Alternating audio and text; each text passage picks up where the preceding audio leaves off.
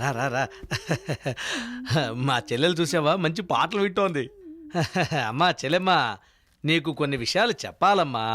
నీకు ఇంతకు ముందు చెప్పాను కదా, ఆ సింగపూర్ పెళ్లి కొడుకు అతనికి నువ్వు బాగా నచ్చావటమ్మా. అతను మనకు దూర బంధువటమ్మా. వాళ్ళ ఊర్లో బ్రహ్మాండమైన ఆస్తిపాస్తులున్నాయట. అంతేకాదు సింగపూర్లో నెలలా మంచి జీతం వస్తుందటమ్మా. నీకు 100 కాసుల బంగారం కూడా పెడతా ఉన్నారు. ఇలాంటి అదృష్టం మరి ఏ ఆడపిల్లకి దక్కదమ్మా. కార్లు, ఏసీలంటూ సుఖంగా ఉండొచ్చు. నీకు విషయం తెలుసా, దీన్ని నేను పెళ్లి చేసుకునేటప్పుడు వీళ్ళ నాన్న 10 సవర్లు మాత్రమే పెట్టి నాకు పెళ్లి చేశారు. ఆ తర్వాత చిన్న బంగారపు ఉంగరం కూడా పెట్టలేదు. దానికి తోడు దీని పనికి మాలిన తమ్ముడికి భోజనం పెట్టి పోషిస్తున్నాను. నువ్వు అని చెప్పు, అన్ని విషయాలు నేను వెంటనే మాట్లాడేస్తాను. వాళ్ళ నాన్నేమో ఎప్పుడు పెళ్లి చేస్తారని నా వెంబడిపడి చంపుతున్నాడు.